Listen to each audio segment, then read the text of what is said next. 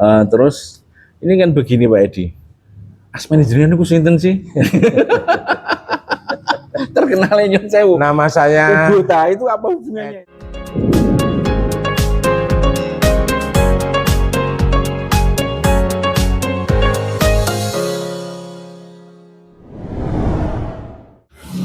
Assalamualaikum warahmatullahi wabarakatuh. Salam sejahtera bagi kita semua. Om Swastiastu, Namo Buddhaya, salam kebajikan, rahayu. Episode ini cukup luar biasa dan sangat istimewa di Binar kali ini. Di TV Kerukunan, Bincang Kerukunan, kita kedatangan tamu spesial, tapi sebetulnya kami yang datang. Tapi ini datang dan tamu kita sangat luar biasa, nama yang sangat legend di Pati. Siapa beliau? Kita persilahkan. Selamat datang Pak Edi. Bagaimana kabarnya? Kabar baik. Alhamdulillah. Ini begini Pak Edi. Jadi kami dari TV Kerukunan FKUB, Forum Kerukunan Umat Beragama Kabupaten Pati. Kami punya program Bincang Kerukunan, Bincang Harmoni. Jadi disingkat Binar. Binar itu kan bahagia. Bahagia, betul. Dengan berbinar-binar kita berbincang. Lah ini pada momen kali ini berkaitan dengan Imlek, tentu tidak lupa kami ucapkan Gongsi Fajai. Gongsi. Untuk Pak Edi. Nah ini mau bicara sedikit ini supaya pemirsa TV Kerukunan ini lebih mengetahui tentang Pak Edi dan tentang apa itu Gongsi Fajai, apa itu Imlek dan hubungannya dengan agama bagaimana. Lah ini kira-kira seperti itu Pak Edi. Langsung Pak Edi ya. Penjenengan itu asli Pati atau bagaimana? Untuk saya adalah asli dari Juwana. Asli Juwana, kelahiran Juwana berarti. Kelahiran Juwana tahun 1960. 60. Oh berarti ya cukup ya. Senior sedikit kali dengan saya. Ya. Terus pindah ke Pati, ke kota Pati. Pindah ke Pati tahun 1980. 80-an ya. Berarti itu ikut orang tua ke Pati. Iya, orang tua. Geng, luar biasa. Terus ini kan begini Pak Edi. Asmane jenengan niku sinten sih?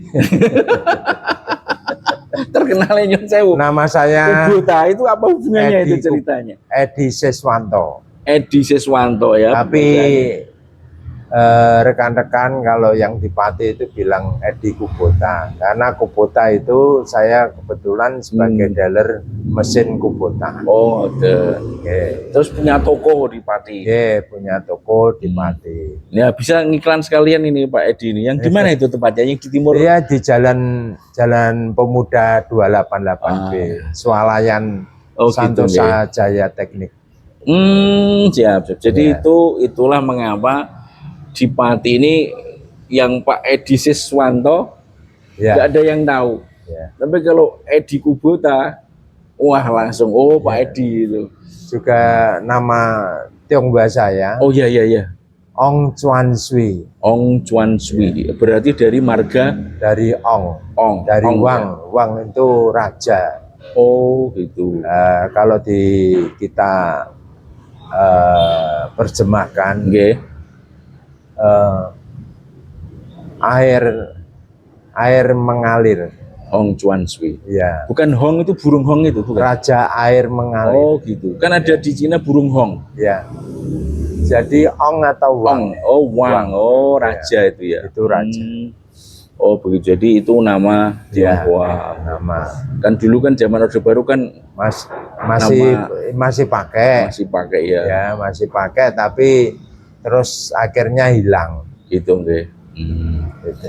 Pindah ke Pati ini dengan apa ini kelenteng ini ceritanya bagaimana kok terus kelenteng Hoktek Bio ya? Ya. Ini kok identik dengan Pak Edi ini ceritanya bagaimana ini? Jadi kelenteng Hoktek Bio ini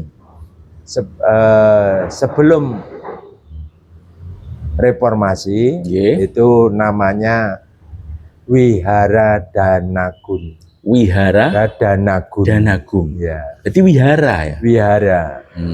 Setelah Gus Dur, Ya. kita kembalikan lagi supaya aslinya Klenteng Hoktaekbyo. Hoktaekbyo. Ya. Jadi memang apa namanya, tradisi-tradisi Tionghoa Ya, itu memang tradisi. terbuka setelah era Gus Dur. Gus Dur ya. Nah, jadi memang ini cocok ini. Ya. Jadi kalau Pak Edi ada kedekatan dengan orang NU ini ya, Ya, ya seharusnya kan gitu. memang. Jadi kita pun guru kita itu kita ketemu hanya sekali tok di Dengan Gus Dur, sana ya, dengan Gus Dur waktu hari santri ya, Oh siap. zaman dulu. Katanya Gus Dur itu ada darah Tionghoanya ya? Ya, menurut beliau Oke. itu adalah sayanya Tan, marga Tan. Tan di Juwana kan banyak sudah Tan. Banyak, Oke. banyak. Di sini pun di Pati banyak. Tan. Gitu. Ya, Berarti ini asalnya Wihara Danagun. Danagun. Ya, Kalau wihara itu kan identik dengan agama Buddha, Pak ya. betul. Berarti ini bisa nggak dinyatakan kelenteng ini kelenteng Buddha? Ya bisa. Masalahnya apa? Yang kita hormati di kelenteng di sini adalah Buddha Siddhartha Gautama. Karena juga kelenteng ini di bawah pembinaan Majelis Budayana Indonesia. Oh gitu. Ini kaitannya dengan wihara-wihara yang di Gunung Wungkal, Nyun Sewu itu ada kaitannya bukan itu? Sebetulnya kalau kelenteng itu kelenteng ya. Nggih. Nah, wihara Wihara. itu. Mungkin kaitannya kalau seperti di, mohon maaf ya, kalau di NU kan ada Muhammadiyah, ada NU, Oh, terus kumpul di MUI-nya, Majelis Ulama Indonesia kan ada NU, Muhammadiyah, Persis. Itu kalau untuk dari kelenteng Hoktaekbyo dengan mungkin wihara yang ada di Injrai yang besar itu ada komunikasi. Injrai masih bisa komunikasi karena pembinaan sama-sama Sangha Agung Indonesia. Oh gitu, ya. Jadi memang Nyun Sewu, agamanya jenengan ini apa terus? Agama saya Buddha. Buddha, sektenya saya sekte Theravada. Sekte Mahayana, mohon maaf. Mahayana. Ya. Buddha yang sekte Mahayana. Selama ini kan begini ya. Ketika datang Imlek itu identik dengan Konghucu. Ketika Konghucu mesti saya ditanya, Pak. Ini kan saya di Ketua FKUB kan mulai tahun 2024. Kok tidak ada perwakilan dari Konghucu, dari Pati gitu kan. Semuanya menunjuk ketika saya tanya ketemu teman-teman di Tionghoa, yang Konghucu siapa sih di Pati? Ya itu Pak Edi gitu, Pak. Itu gimana itu penjelasannya itu? Bukan ya, itu karena agama itu adalah kepercayaan diri masing-masing. Kebetulan saya dari Buddha. Kalau Konghucu di Pati tidak ada. Jadi menurut Pak Edi ini yang beragama Konghucu di Pati ini nggak ada. Saya kira tidak ada. Gitu. Kan kalau di dalam itu ada namanya Matakin ya. Ya, Matakin itu kan betul. Konghucu kan. Konghucu ya. Dan di hampir setiap ya, mungkin di provinsi, di FKUP ada perwakilan dari Konghucu, terus Matakin. Makanya saya mau belajar untuk salam Konghucu kan apa? Widong Tek Tian itu loh kan, itu kan gitu. Saya kemarin mau salam gitu di sini, tapi ternyata sini Buddha kan. Betul. Saya pertama kali ditanya sama Pak Bupati, kok tidak ada wakil dari Konghucu? Yang ditunjuk Pak Edi. Saya matur, Pak Edi itu KTP-nya Buddha Bapak. Nah ini kami mau baru kalau ada Konghucu. Kemarin kita ke sini setanya sama Pak Edi, ternyata Konghucu di Pati ini tidak ada atau hampir tidak ada gitu. Ya, menurut saya itu karena tidak ada ini ya, tidak ada pembinaan ya. Oh ngoten nggih. Jadi semuanya itu agama itu kalau ada pembinaan pasti ada pengikut gitu ya. mesti ada pengikutnya karena Oke. pembinaan tidak ada di Pati. Jadi memang selama ini memang di FKUB Pati itu ya mohon maaf perwakilan Konghucu itu tidak ada. Ada ya sejak Pak Khairun. Enggak, sejak periode Pak Khairun almarhum dulu gitu kan. Jadi ya mungkin untuk bisa dimengerti kawan-kawan FKUB seluruh Indonesia, kalau di Pati ini memang FKUB perwakilan Islam, Kristen, Katolik, Hindu, Buddha itu ada semua dan aktif semua.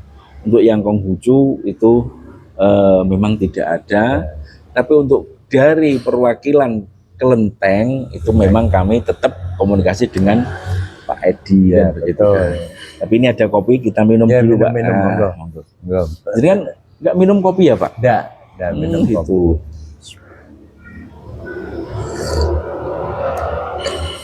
Nah, alhamdulillah. Terus penyelenggaraan Imlek, atau saya ngomong Imlek atau Imlek ya, yang betul Imlek. Nah, Imlek itu mengapa kok identik dengan wihara atau Kelenteng Huktek Bio ini Pak ya? Sejak kapan tuh kira-kira atau riwayatnya bagaimana? Jadi Imlek itu kan budaya ya. Sejak di negara tirai bambu itu, itu Imlek adalah budaya. Dari musim semi ke musim dingin ke musim semi. Nah, waktu itu dingin ke semi, berarti dingin terus menjelang panas gitu ya? Semi, mulai semi ya. Nah, ini para penduduk di sana terutama petani-petani merayakannya.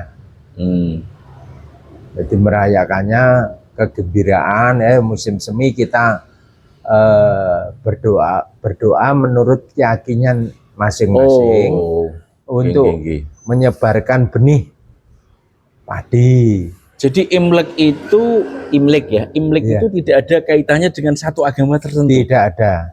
Sedangkan di negara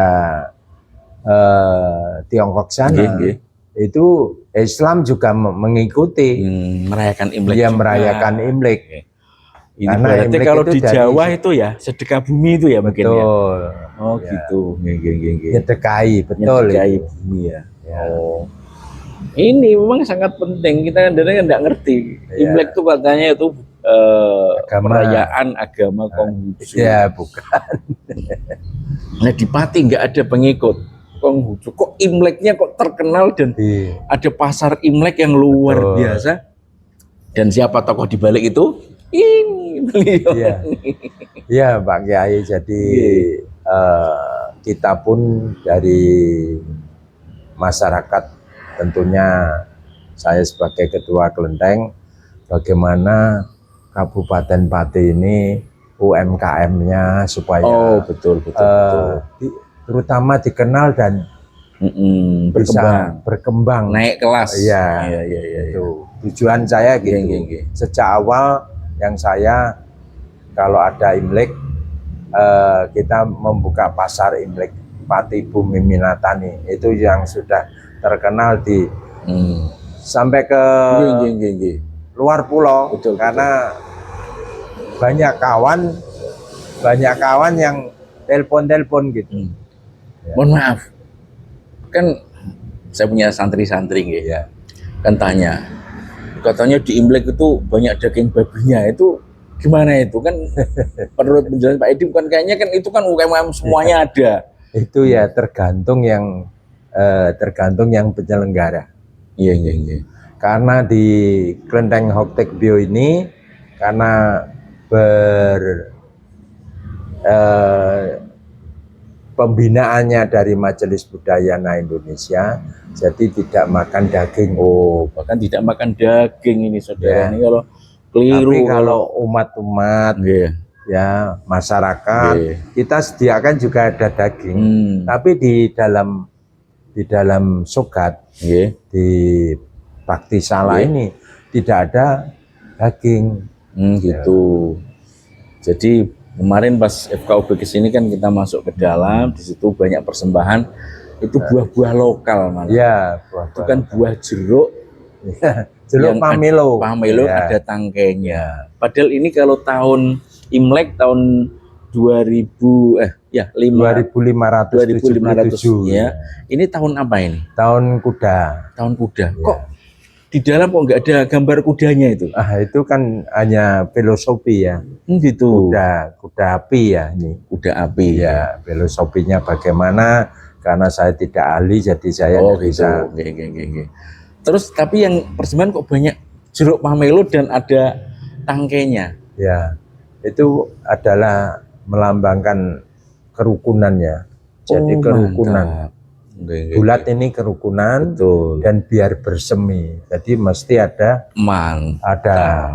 tangkainya yang masih daunnya. Harus ada daunnya, tidak dipotong. Itu filosofinya. Itu untuk tiap tahun apa? Hanya Imlek aja. Hanya Imlek. Oh, jadi ini begini, kalau pas Imlek ini para petani jeruk pamelo di Gembong. Betul, Pak. Jadi ini bisa meningkatkan penjualan. Banyak dikirim ke Bandung, ke mana? Ke Jakarta. Pamelo di Pati.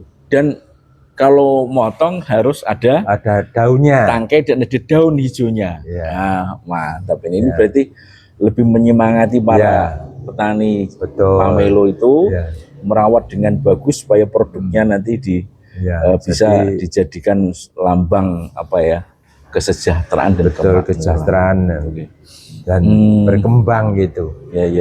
Jadi maka pamelo di Pati ini saya punya rekan itu permintaan banyak, terutama Bandung, Jakarta, Surabaya.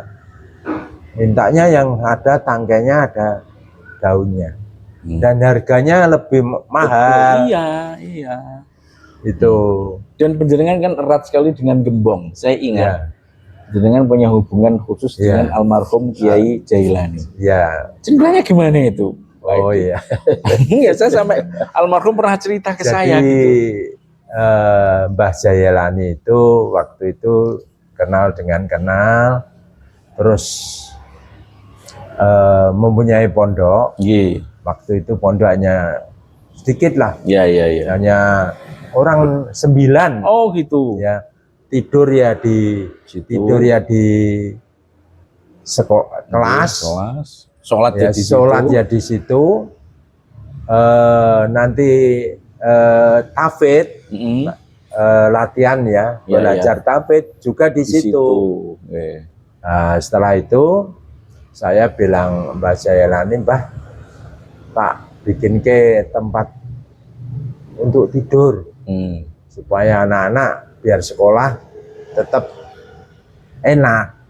Kalau pagi kan sekolah MI, gitu. Oh, ngoten. Terus saya bikinkan dan jadi, dan lama maju. Ya udah, kalau nanti anak-anak sakit kita bikinkan klinik kecil-kecilan aja. Hanya 2 orang, apabila di pondok yang sakit tak suruh naruh di ruang situ khusus, ya supaya jangan nanti nular. Dan sering menampilkan barongsai kan di sana. Ya, di sana. Itu hampir tiap tahun kan. Ya. Itu kira-kira kalau ada pondok pesantren lain itu menghubungi Pak Edi ya bisa saja Pak ya. Bisa, cuma kita ini di Pati ini anak-anaknya sudah tidak ada. Jadi barongsainya ada, tabuhannya ada. Pelatih yang menjalankan. Pelatih mudah kalau kita mendatangkan. Oh gitu. Mungkin itu bisa tuh santri-santri syukur-syukur santri latihan di sini ya. Mantap. Nanti dari pihak kelenteng maupun pelatih kita datangkan. Alatnya siap semua di sini. Sudah siap. Mantap. Lah ini bagus sekali kalau ada pesantren pengen latihan seni barongsai dan itu tidak ada kaitannya dengan agama. Tidak ada. Apapun itu budaya gitu kan. Jadi itu kan kesenian ya di Tiongkok itu kesenian. Betul. Jadi bukan agama identik dengan agama itu tidak. Dan itu sangat indah sekali pelincahan. Jadi kalau nanti ada pesantren ataupun lembaga pendidikan apalah gitu kan, yang dari Islam mungkin Ya. itu menghendaki ada Latihan di pelatihnya, sini malah latihan di beneran sini. saya, Ah, sangat beneran. ini bisa latihan di sini nih Ya, pemirsa ini. Wah ini ya nanti kita datangkan pas pelatih. liburan kita mungkin hari Betul, apa kita ya. latihan. Ya. Nanti dari santri-santri itu bisa Betul. tampil pas 17 Agustus Ya. ada karnaval itu menampilkan. Betul, ya. Luar biasa nih Pak Edi. Jadi Memang banyak hal yang harus kita kita bisa bicarakan sebetulnya. ya itulah namanya kalau tidak dijelaskan Betul. akhirnya salah terima. Nggih. Maka untuk kerukunan umat beragama itu harus saling komunikasi dan dijelaskan. Ya, betul. Supaya tidak keliru. Kalau kelirunya yang negatif, ya diterimanya.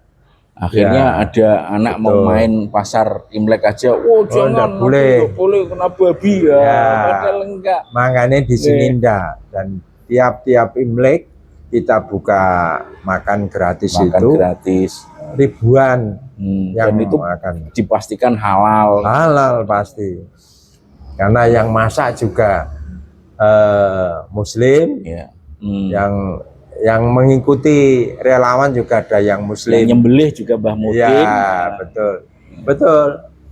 Jadi ayam kita beli ke Mbah Mudin. Itu luar biasa supaya halal. Itu. Ini sudah cukup, coba kita minum kopinya dulu. Emang luar biasa nih Pak Edi Kubota ini, atau Pak Edi Siswanto ini. Enggak apa-apa ya, Pak Edi Kubota itu apa-apa.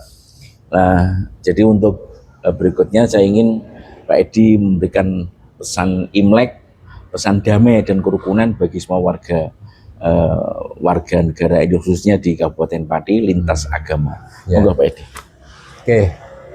Assalamualaikum warahmatullahi wabarakatuh.